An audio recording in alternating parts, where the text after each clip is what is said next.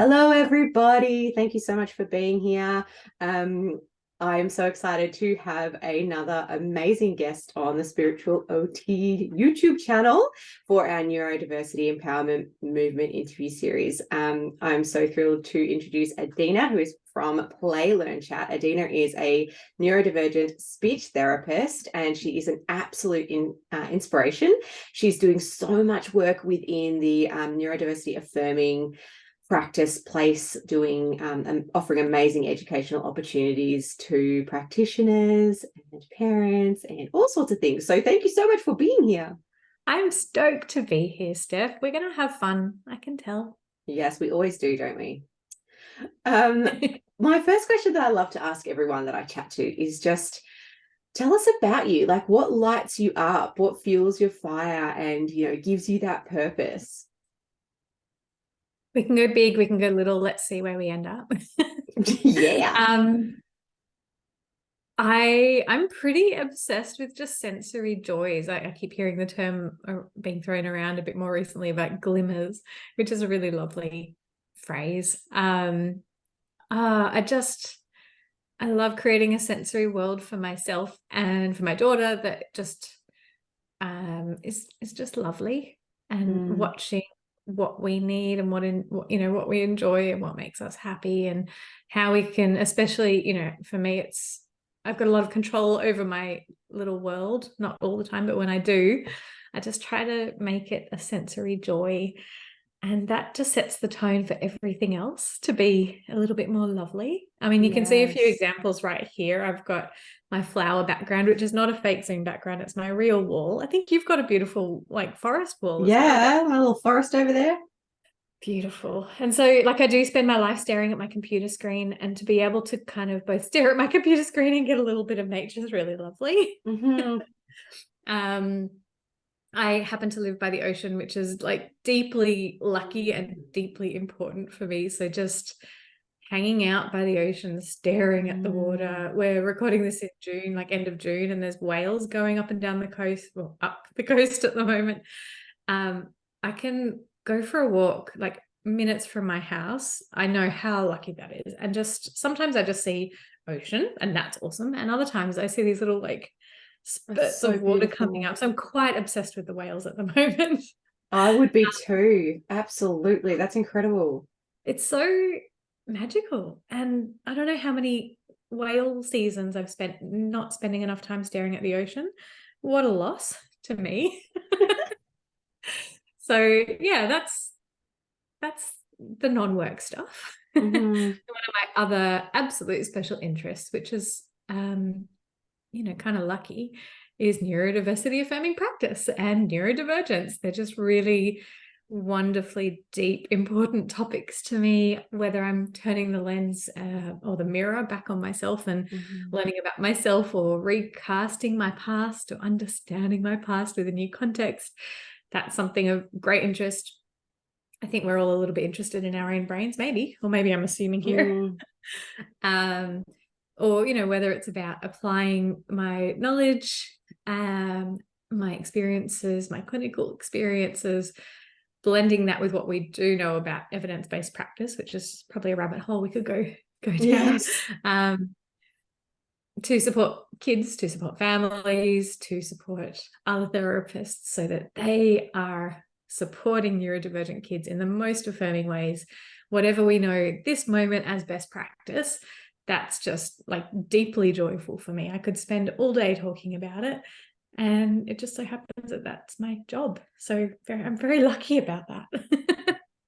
I know, and I share that view with you, how grateful I am that I get to do a job that lights me up when I show up each day. I think that's such a gift. And honestly, it's so amusing, really, isn't it?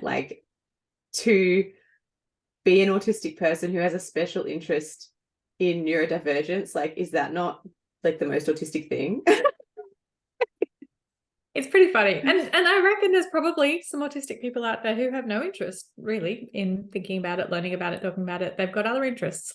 Okay, that's cool. Yeah. They don't make that their entire life. It's so funny though, isn't it? How we're got that you really latched onto that as a special interest. But I think, you know, it's important. I think the more we listen to people who have the lived experience of something, and it could be anything, not just neurodivergence, but I think that's where we find the gold, you know, because I hope that healthcare will continue to move into this way of having much more collaboration between the science and actually listening to the voices of individuals who are healing, who are experiencing, who are having those lived experiences. So, and I love that that's part of what you're doing for us all. As you are too. And yeah, I think it's so important that we're stepping away from that, you know, expert from the outside in. I have studied people like you, therefore I can tell you what it's like, as opposed to like when I look back at my career, I have always been fascinated by autism, autistic kids, working with them, supporting them. I kind of get a bit more about why, because I saw myself in some of these kids that I always worked with. It's so that, you know, that interest was always there, and it's only in the last couple of years that I started understanding my place in all of that. But I think it is so important, you know, if we're learning about how to not be racist, that we learn from people who've experienced racism, and that if we are learning about how to support people with disabilities, we're listening to people with disabilities. Like, you know, we can't just go outside in. We'll listen to the people who are living it. 100%. So tell me, like, why did you decide to go into healthcare, to be a speech pathologist? Was that something you always wanted, or how was that journey for you? A bit slow. Got there eventually. I did an undergrad in arts, in linguistics. I did lots of psychology, didn't quite get to the psychology double major, but I was very interested in psychology, and linguistics has always been a big interest. Language, learning languages, learning about languages. That's just, I could do that forever. I could well have just been a linguist studying old ancient languages, and that probably could be another pathway for me one day. I almost became a translator or interpreter. Like, that was a pathway I was thinking about. I love learning languages. So yeah, that was my entry point. Yeah, that's amazing. How can you speak multiple languages? Yes. So French would be my next best. I'm very fluent in French, but like, it's rusty. So the accuracy is not there, but I can talk about pretty much anything. What would be next? Then there's a kind of a funny mix. There's a bit of Danish, a bit of Spanish, a bit of Auslan, but quite basic. So, you know, just getting the kind of basic daily stuff done. A scrappy bit of Norwegian. Oh, that's such an eclectic range. I just love it.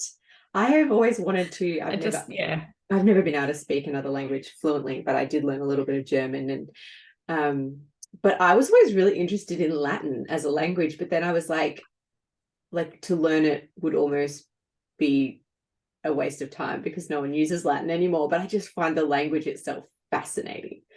Well, I mean, there's one of my special interests that you've just reminded me about is etymology. So learning about the origin of words. And I never learned Latin, but between French and Spanish, I could sort of piece quite a bit together. And I can often have a good guess about the meaning of a word. So I feel like if I'd learnt Latin, that could have been really interesting to kind of deepen my knowledge of the languages I do know, but I'm happy with where I'm at. I do. I love languages. It makes my brain happy. And I realized a few years ago that I hadn't learnt language for a while. I hadn't been learning any new language, and that was actually getting me down. So I downloaded Duolingo and binged for 3 days and then gave up. But I do like Duolingo. I had a bit of fun with that too. So I guess that was my entry into language. I always had this idea, maybe many of us did, I want to change the world, whatever that means when you're, 18, 20, very idealistic. Yeah. I want to help people, all of these things were things I said, but I didn't know what that meant or looked like. Yeah. And as I came towards the end of my arts degree, I got a bit stuck, like, okay, now what do I do with it? So I taught English as a second language to adults for quite a long time. I was 19 when I started doing that. I was very much the youngest person in the classroom, and often and would just try to keep that a secret. I'm sure they knew I was very young. But I love that job. And I did that on and off for years through my other degree. So I had this interest in teaching and language and helping, still hadn't quite placed it. And it felt like a light bulb moment. I don't know when or where, but it just sort of went, what about speech therapy? It wasn't a particular person or story that kind of led me in that direction, but I do remember saying from the start, I want to help, well, kids with autism, as we said back then in the 2009, whatever it was. And I still didn't quite know what that drive was about, but I'd learnt about a few different people and they were quite interesting. One person who's very interesting, an autistic man, Daniel Tammet, he fascinated me and I read his book and just was like quite into his world. So he is a hyperpolyglot, which is a beautiful word. It's a great word. I just want to keep saying it. Polyglot. Hyperpolyglot. It's totally going to be one of my new verbal stims now. Please. Hyperpolyglot, go for it. Which basically means like speaks a lot of languages. And so he's autistic and one of his special interests is learning language. And he's very talented at picking up language and getting the patterns and the structure of language very quickly. So one thing he did was he learned Icelandic, which is renowned for being incredibly hard to learn. And he learned it in over a few weeks to be able to be conversational. And so he had a book, I think it was, don't quote me on this, maybe it was called Born on a Blue Day, but I might be mixing up stories there. So yeah, I read his book. I was very interested. I just had these little threads of ideas. I like language. I like teaching. I like helping. I want to help kids. And it kind of all fell into speech therapy. So I did a 2-year master's and that was the hardest time of my life, I think. Yeah. It was incredibly intense. And the demands of the course were just so full on, but I was very motivated. So I made it happen. I do feel like it changed my brain. Like I feel like it activated a level of anxiety in me that I don't think I've actually put aside since then. I don't really know how that works, but that's like I hit burnout, but just kept going. I didn't have the words for it. Didn't know why. Just it was really, really big and hard and worth it.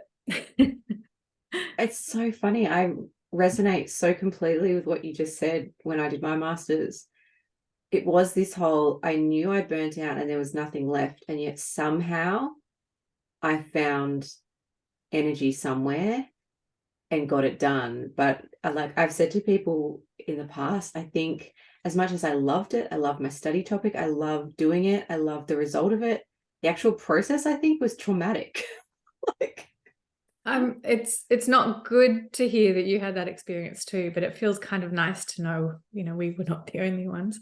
I think many people, I think the study process, and particularly I hear in a master's, because they condense so much into a much shorter time than say with the undergraduates and stuff. And this is not to say that I wouldn't encourage people to do it, because I think we need more amazing speechies and OTs and people out there who want to be in this field. But I think it's also okay to like just feel into this moment of like, if you are studying right now and you think this is so hard, like what's wrong with me? Everyone else is doing it. I honestly think everyone's having a tough time. Like it's not an easy thing to do and it's not for the faint-hearted. And so if you are doing it, pat yourself on the back, because it's a mission. Yeah. I'm trying to think back, and I haven't actually done the processing or thought about this very much, but I'm thinking back. So I was neurodivergent but did not know it. And I'm trying to think what would have helped me complete that course that was so important in my life and to my work. But what would have helped me do that without the burnout piece? I don't know. I mean, one thing I did was I stopped living out of home and moved back into home for the second year because I couldn't keep up working alongside studies. So that was an accommodation that my family was able to support, which was great. So there we go. We were wise to do something. We knew I needed to take some action. So I was trying to work nights teaching English while studying speech pathology and doing my placements and all of that. And we just went, that's not working. Yeah. So that was helpful. There were just some relationships with clinical educators that were so problematic. And I think that's a real systemic issue with the courses that we are doing. I hear it's even worse now, 11 years on, whatever, 12 years on, where it's really hard for the unis to get clinical placements. Yes. For the upcoming speechies and OTs and so on. So the vetting of people who are hosting placements is not that stringent because they're just needing to get these students in somewhere to get that practical experience. I had some fantastic supervisors or clinical educators, and I had one that stands out as non-fantastic, and really contributed to these challenges that I had. So interesting. Can we fix it? Oh, I was literally just thinking then the irony of the fact that in workplaces that are for professionals working with neurodivergent children or children with disabilities, pediatric services or whatever, are not practicing what they preach for their employees or for their students on placement or whatever. And I think part of the challenge here, and I feel really passionate about this, and this is one thing I'd love to change about the world, but I think as we're shifting into like neurodivergent affirming practice, there are still a lot of places that are working under, I guess, what I would call the old paradigm, using potentially some intervention strategies and things like that that would not be considered affirming or that have not been, I guess, approved by those whom are talking out about this and have the lived experience. And I think, unfortunately, we've got that barrier, like we brought up initially, that there's this block between what is evidence-based, so what they can study and what they can measure, and then the actual qualitative experiences of that. But how beautiful would it be if, as we moved everyone practicing into neurodivergent affirming practice, we also said, what about we create neurodivergent affirming workplaces for the people who are doing the practicing? I love it. Like, and why not create courses that have a structure that are a little bit more flexible to support people no matter what their needs are? Support them to even know that it's okay to ask for help, or to take a semester off, or to go part-time, or whatever that is, I mean, there are technically disability accommodations at unis, which I only accessed when I broke my right wrist one year snowboarding in my undergrad. And so I got heaps of disability supports because I had a temporary disability. I couldn't write. So they issued me with a voice recorder. It was, what was the year? 2006 or 7? Yeah.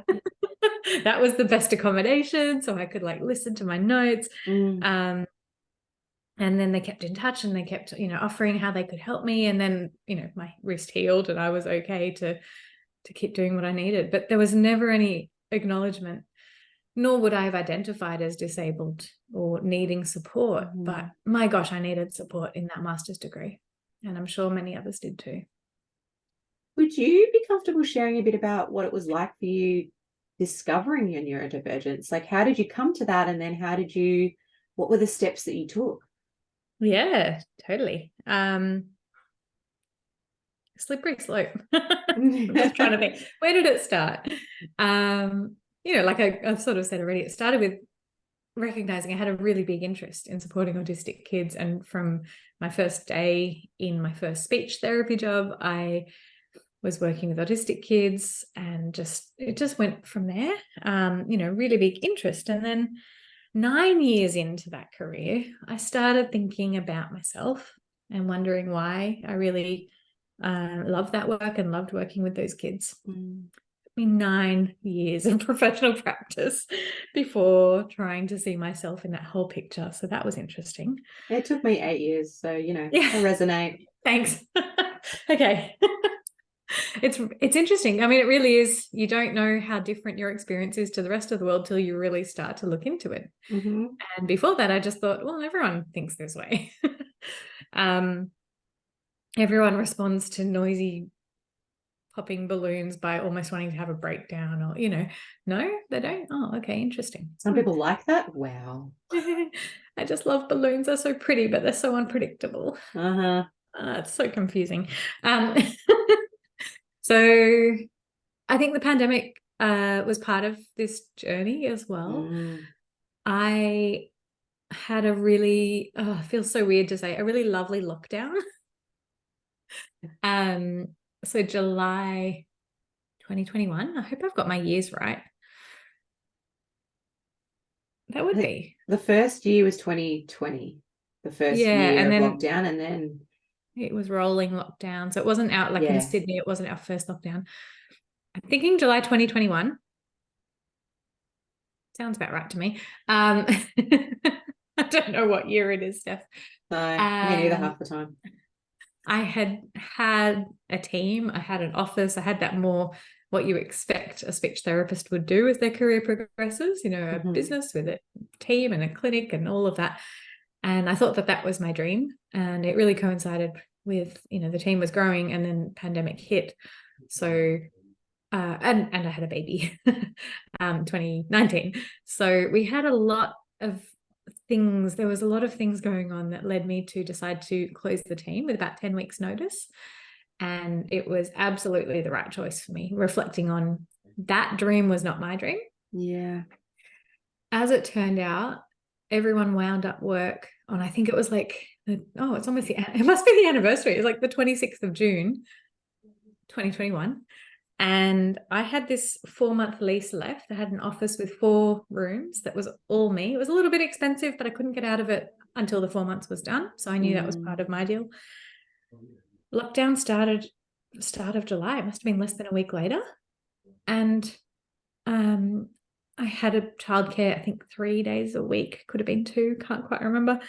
A few days a week, I was going to this office by myself where there used to be lots of busyness and people and relationships and really good stuff and really complex stuff as well. And suddenly I'm in this space by myself. I could control the environment. I could control the music. I could control the smells. I brought my stationary exercise bike. So one room was my exercise room. One room was my filming room. And I started filming a course for parents to support parents. And one room was my stuff to sell room. It was very organized. I had it all laid out on the floor. It was all really neat and like partitioned and post-it notes. And and I had my like computer room with the desk and all that. So I just had this weird luxury of space and quiet. And I worked really hard, and I was shifting my business to a more online model, a solo online model. So like it was a very busy time, but I absolutely thrived and loved it. And that moment taught me something interesting. I was like, why am I enjoying this so much? And I could recognize eventually that it just fed into all these things that I need. So I had quiet time. I had creative time. I could recreate the business from the ground up. I had control over my sensory world. I wasn't being very peopled. It wasn't, highly social in that time. And it was glorious. So, the world was crumbling quite a lot, but I learnt a lot about myself through that moment. And so it took me another 1.5 years before I finally booked in with a psychologist and did autism and ADHD assessments. And it was a clear yes to both. And that day that he revealed my identity, that I kind of knew, we kind of had established it, but we went through the formal process. To me, it felt a helpful thing to go through the formal diagnosis process, but that was a very me thing. It is not necessary. People can self-identify, absolutely. I didn't become more autistic and ADHD because of the diagnosis, but it did bring me clarity that felt, good for me. I celebrated. I was joyful that day. And I know it's not everyone's response, but it just made sense. Yeah, I totally resonate with that. I was the same. I celebrated because like you, I had already connected myself with the neurodivergent community and felt like I had found a space where I belonged and people understood me.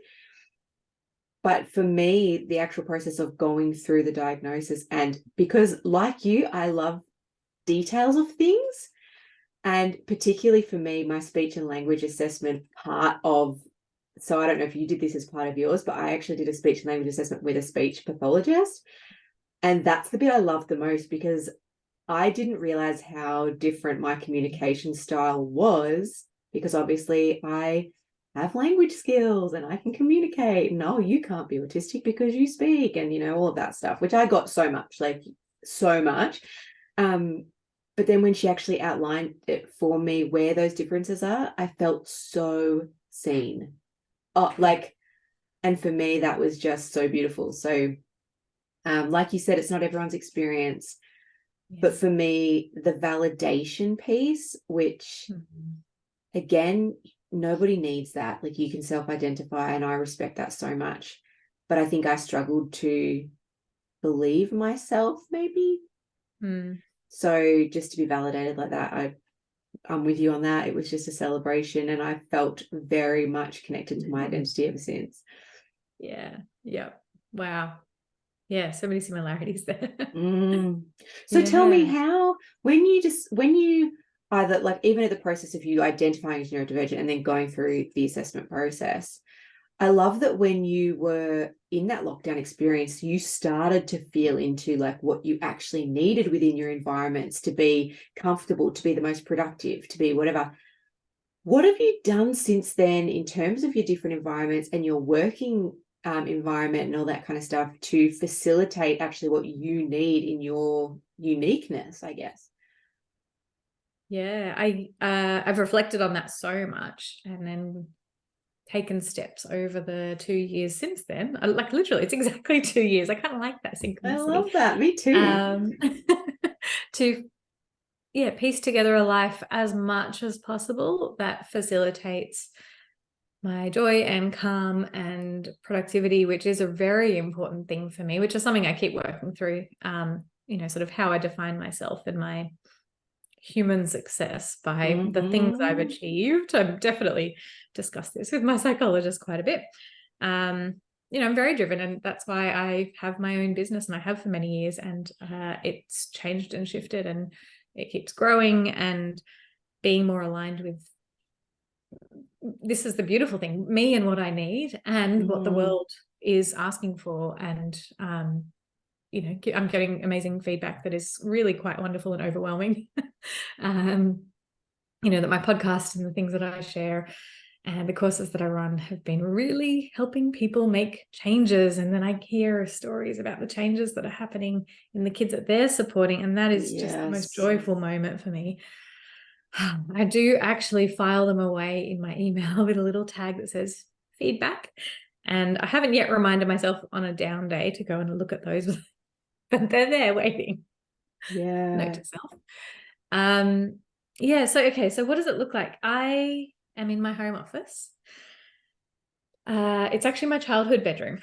So I love that. Sweet. After 25 years or so, we've moved into the house that I grew up in as a kid. And just, having my home be my office is really a wonderful start. For about 6 months or perhaps more, I was at a co-working space, Watso, which is fine for most people. And part of me really enjoys it. Probably my ADHD brain sometimes really enjoys going there. But my autistic brain, and I do sometimes see them as a little bit in conflict, my autistic brain that has sensory challenges can't cope. It's really noisy there. Even with my noise cancelling headphones in all day, that's the only way I can be there and be okay.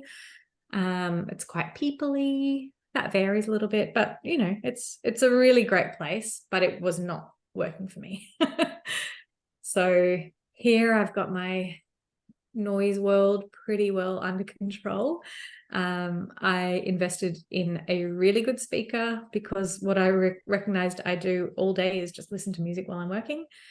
But I really control that. So I figure out what do I need? Like, am I feeling a little bit dopey and I need a little bit of a pep up? So I'll play some music that's a little bit more bumpy and jumpy. That's not even the term, whatever. I know what you mean. Yeah. Sometimes I need to chill out and I'll listen to some more chill music. So really, I guess I engineer my world and my days by dialing the music up and down. Yeah. I've got these it's like a whiteboard kind of door thing for a cupboard there. So I've got like a calendar there. I've got my post-it notes. I've got my flowers that make me happy. And then let's talk fidgets. Like the whole time we're here, I've got this little array of putty balls that I've been just fiddling with. And this Yes. is color changing putty. This is the very same putty.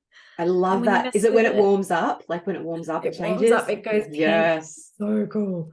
I'm like, this is, and it's actually glittery. Probably won't be able to see that, but glitter makes me happy. Once a week I paint my own nails, always with glitter. I have a lot of nail polish. I just kind of have created this world where I have more joy and less of the stuff that was a sensory challenge that would get in the way of my body and brain ability to do what I need to do. And then in terms of like the cognitive side of things, I guess I've created a business where I can keep following my passions and interests, which are often spurred on by the feedback and the things and the questions that I'm hearing from the community around me. Yeah. And an idea will just get stuck in my head and I will just not be able to put it aside until I create a thing and do the research and put it out there. And that's just fun. Like I've created a lot of freedom for myself to change it up. So there's ADHD brain switching on, going like no 2 months are the same. I'm always working on something different or honing something from the past and changing it up, or it's just really fun. I find it interesting too that many autistic people, ADHDers, other forms of neurodivergence do end up going into a role where they are sort of self-employed, they are creative, they are entrepreneurial in some way. Yeah. And I wonder if part of the pull to that, even subconsciously, is being able to control the environment to make it suit. And I guess what I'd like to see happen, which is we're looping right back around to where we were, is that workplaces offer more flexibility and choice and control for people. Imagine if when you applied for a job for someone, they gave you like a form or something that you could fill out and it asked about what your preferences were. How do you work best? What environment do you need? What learning opportunities do you need? What others, and imagine if that was for everyone, not just people with disabilities, not just people who are neurodivergent, but like everyone got the autonomy to advocate for their own needs, for their nervous system within an environment. Like, I just feel like this would create so much more productivity, even if you want to go from like the benefit of the company. Do you know what I mean? Like, I don't know. Absolutely. I totally know what you mean. And in fact, I will happily say I did this the other day. So I was just hiring a new virtual assistant, finally recognizing there are some limitations to my ability to do absolutely everything in my business. There's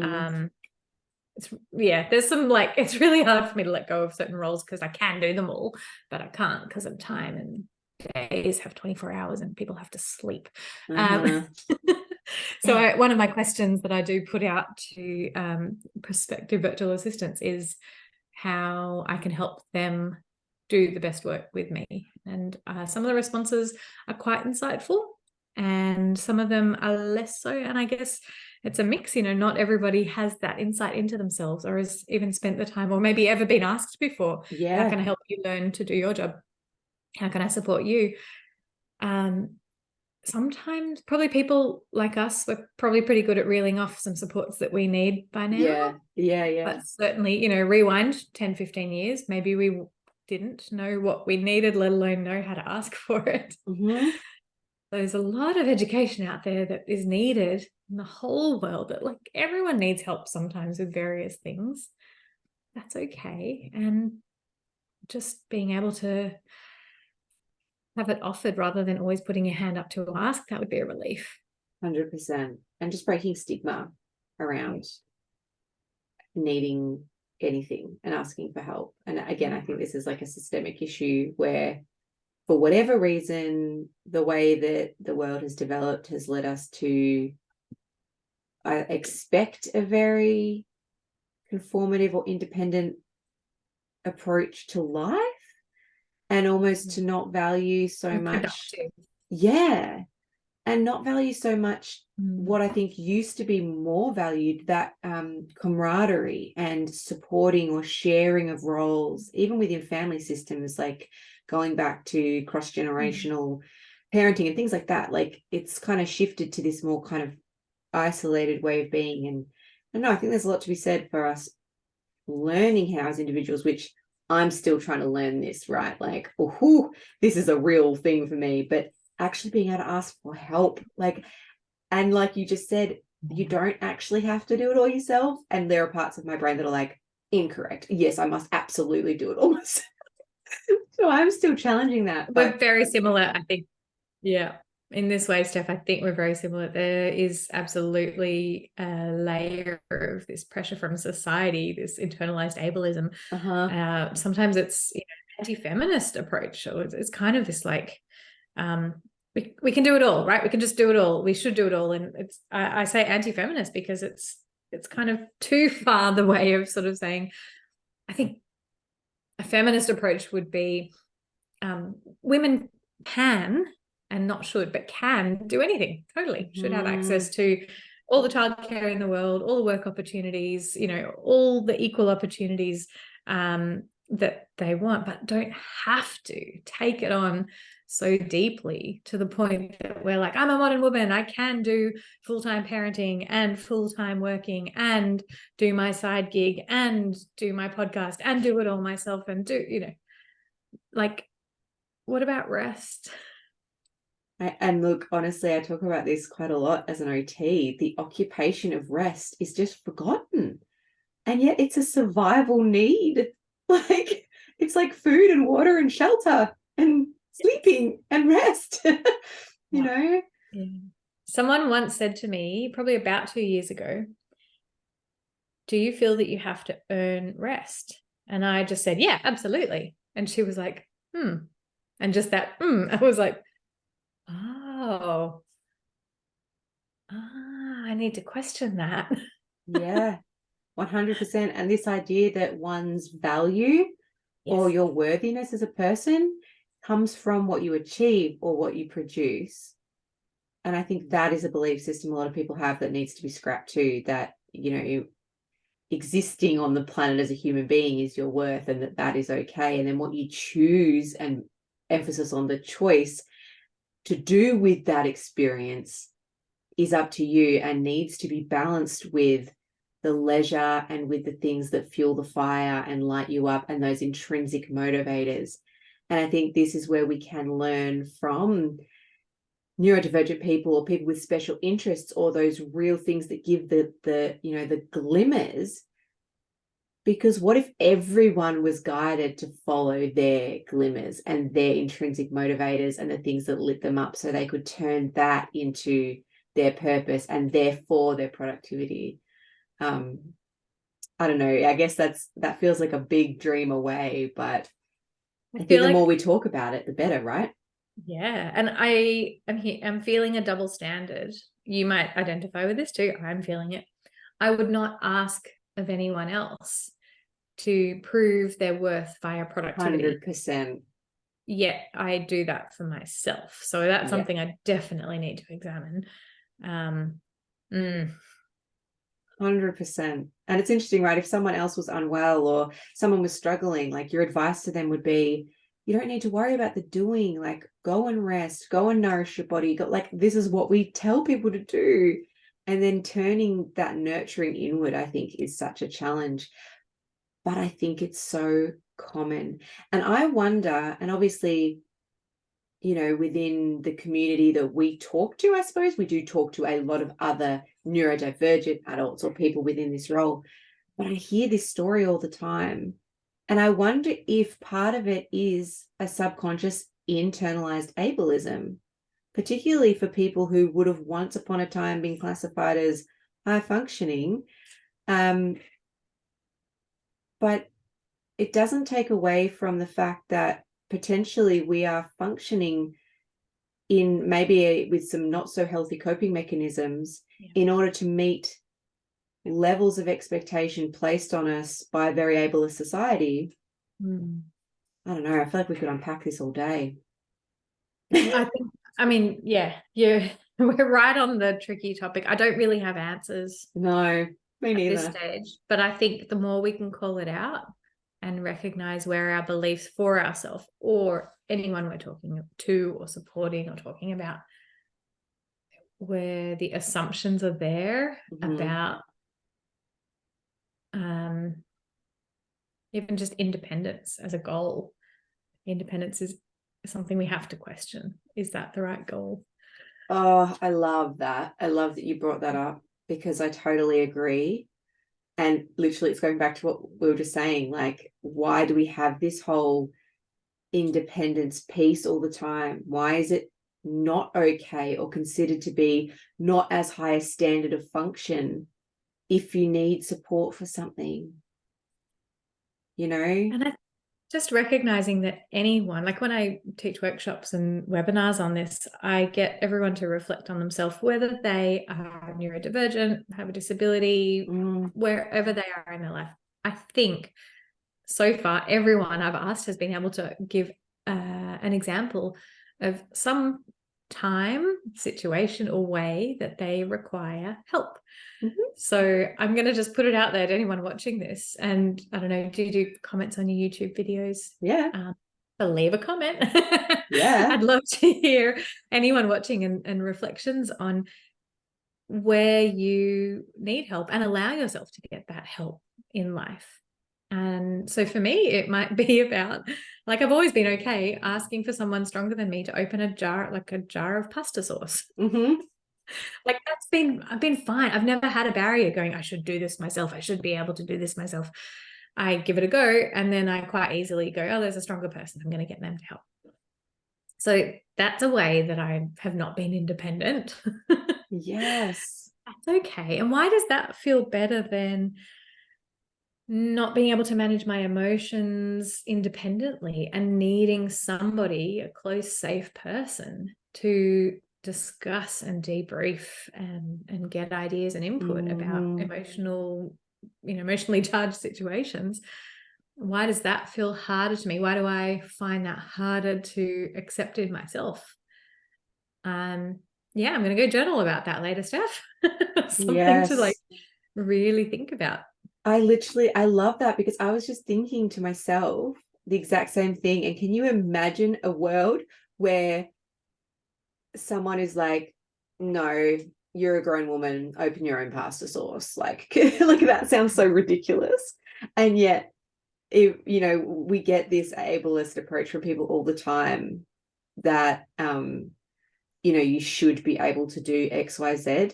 But what if you can't, and that's okay? Like, what if it's just like, nope, and we all go, okay, I don't know. We are humans who live in a world with other humans, and hopefully we are connected to some other humans who can support us, and we can support them in other ways.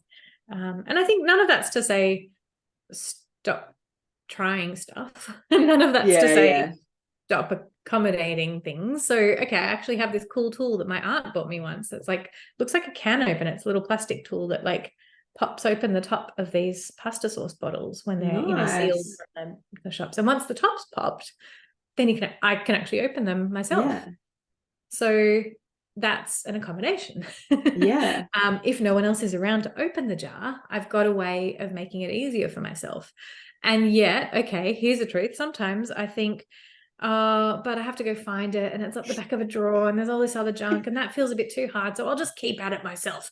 Like, okay, and that seems to be a metaphor or something, like a little allegory for these other accommodations where even if we sometimes know it will help us, we still don't always go for it. What is that about?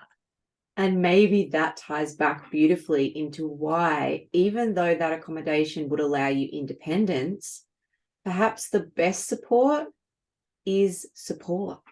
Like, even if it was another person to get it for you, to find it for you and hand it to you, just to help you with that executive functioning piece or that decision making or the choice to be like, hey, why don't you try this? That little bit of support that takes a moment out of someone else's life would change that experience for you. And again, I'm tying straight back into what you said about maybe independence doesn't have to be the answer.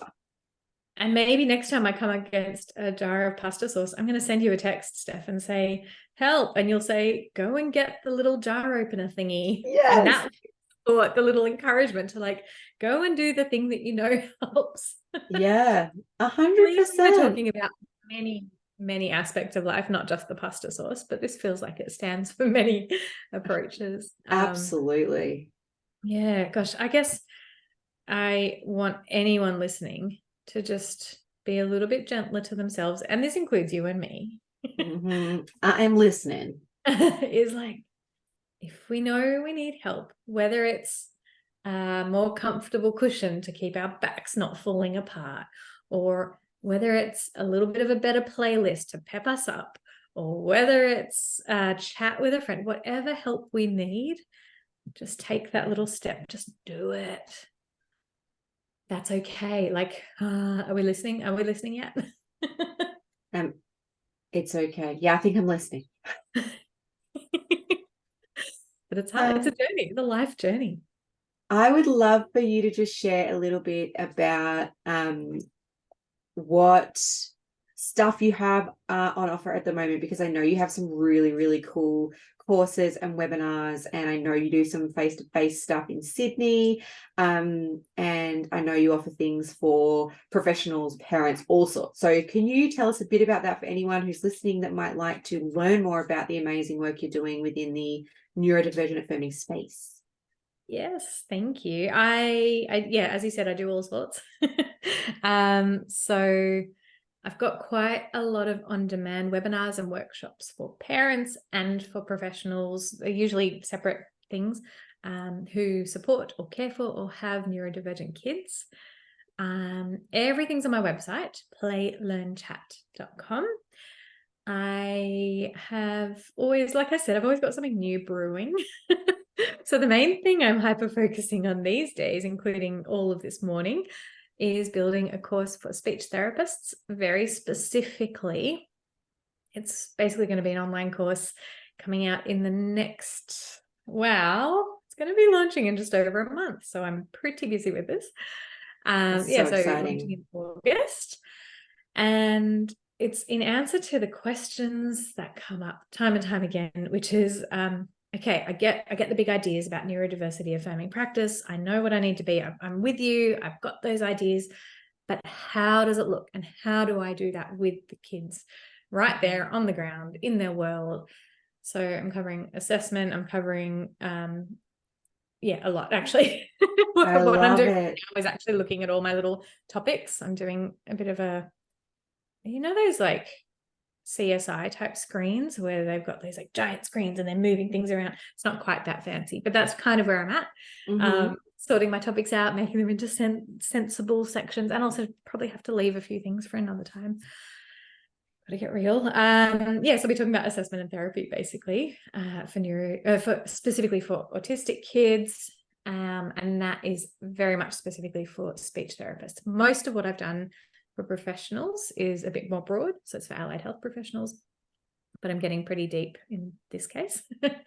I've got all kinds of things. So I'll probably just say, if anyone is interested in learning more about neurodiversity affirming practice, head to my website, and there's a little tab for professionals and one tab for parents. I do also have a podcast, which you yourself, Steph, have been on recently, and that is called the Exploring Neurodiversity podcast. So just go and pop in and headphone and have a listen if that's helpful. I'm all over Instagram, play.learn.chat. I'm doing a lot of sharing ideas, and it's just such a joy. I feel very surprised some days, like, this is what I get to do. Yeah, I relate to that. What an honor. I have to say too, like, having worked with you and been on your podcast, and Adina really is such a relatable and beautiful soul. So if anyone is really wanting to learn more about this, I 100% go check out her website.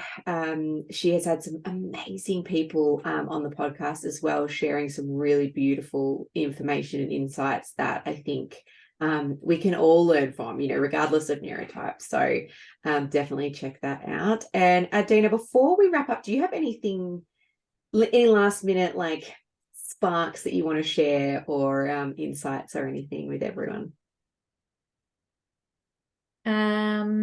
Okay, yeah. I mean, I want to like reinforce that message is just find what brings you joy. Gosh, that feels like an overused phrase. And but that can be tiny moments.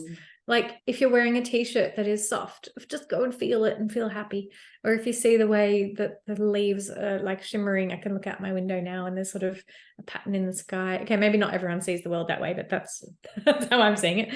Just do the things that bring you joy. Eat the thing that brings you joy. Like talk to the person that brings you joy. Just finding small moments if you can't yet find big moments. And I think like I haven't built this life for myself, this not too stressful life overnight. Like it's taken like 8 or 9 years or something like that of business to keep shifting and finding the way that works for me. Yeah, it's not been sorry, my putty's popping. It's not been easy to get here, but it has been very intentional. And you need a bit of patience. And I'm not done. I'm not done creating a life that works for me. And so I can create the life that works for other people. But the patience is necessary sometimes, but it's possible. I love it. Thank you so much for sharing so openly with us, and being vulnerable and allowing us to get an insight into your experience, because I think you really are an inspiration. And I find it so comforting knowing that we resonate and connect on so many different things within this world and this experience. And I'd love to, if you'd be interested, have another chat with you at some stage. Maybe we can dive into like a particular topic and do a bit of a deep dive. But yeah, thank you so much for being here. We appreciate you, and look forward to future chats. Thank you, Steph. And I would love to hear what your people say after watching or listening. It's just really lovely to share. Always a pleasure to chat with you. Thank you.